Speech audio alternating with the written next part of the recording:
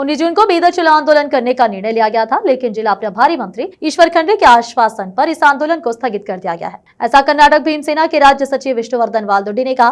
मंगलवार को शहर के जिला पत्रिका भवन में एक संवाददाता सम्मेलन को संबोधित करते हुए उन्होंने कहा कि जिले में अम्बेडकर की मूर्तियों के अपमान की घटनाएं बढ़ रही। इसी तरह दलितों पर हमले और जातिगत दुर्व्यवहार आम होते जा रहे हैं। इसी तरह कार्यकर्ताओं के खिलाफ झूठे मामले दर्ज किए जा रहे हैं। हमने इनके खिलाफ बड़े पैमाने पर बीदर चलो विरोध प्रदर्शन का आयोजन किया था, लेकिन इस विरोध प्रदर्शन को स्थगित कर दिया गया है। उन्होंने कहा कि हमने इन मामलों को जिला प्रभारी मंत्री ईश्वर खंडरे के ध्यान में लाया है। उन्होंने एक मंच की व्यवस्था की है और कहा है कि सार्वजनिक बैठक में अम्बेडकर का अपमान करने और जातिगत दुर्व्यवहार करने वालों के खिलाफ उचित कानूनी कार्रवाई की जाएगी। उन्होंने यह भी आश्वासन दिया है कि अपने पद का दुरुपयोग करने वाले अधिकारियों के खिलाफ उचित कानूनी कार्रवाई की जाएगी। उन्होंने कहा कि उनके वादे के अनुसार जल्द ही एक तारीख तय की जाएगी और एक खुली बैठक आयोजित की जाएगी। इस अवसर पर जिला अध्यक्ष नागसेन बन्नेर, लक्ष्मण कामले, अमरीश कुदरे और संदीप उपस्थित थे। केपी न्यूज के कैमरामैन पपुराज का कवरेज। देश विदेश और स्थानीय समाचारों के लिए चैनल को लाइक, शेयर और सब्सक्राइब जरूर करें।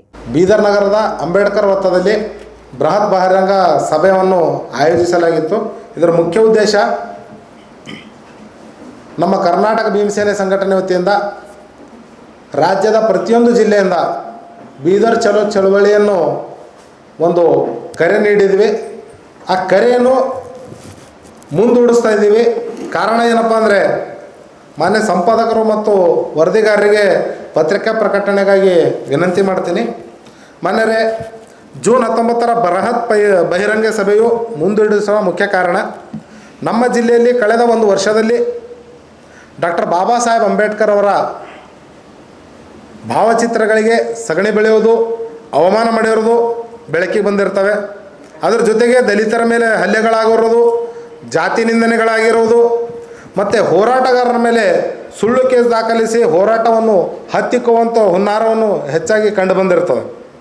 ಇವುಗಳನ್ನು ಗಮನದಲ್ಲಿಟ್ಟುಕೊಂಡು ನಮ್ಮ ಕರ್ನಾಟಕ ಭೀಮಸೇನೆ ರಾಜ್ಯ ಸಮಿತಿ ವತಿಯಿಂದ ಎಲ್ಲ ಜಿಲ್ಲೆಯ ಜಿಲ್ಲಾಧ್ಯಕ್ಷರು ಮತ್ತು ರಾಜ್ಯ ಸಮಿತಿ ವತಿಯಿಂದ ಬೀದರ್ ಚಲೋ ಎನ್ನುವ ಒಂದು ಚಳವಳಿಗೆ ಕರೆ ನೀಡಿದ್ವಿ। ಈ ವಿಷಯ ಸಂಬಂಧಿಸಿದಂತೆ ನಮ್ಮ ಸಂಘಟನೆ ವತಿಯಿಂದ ಕಳೆದ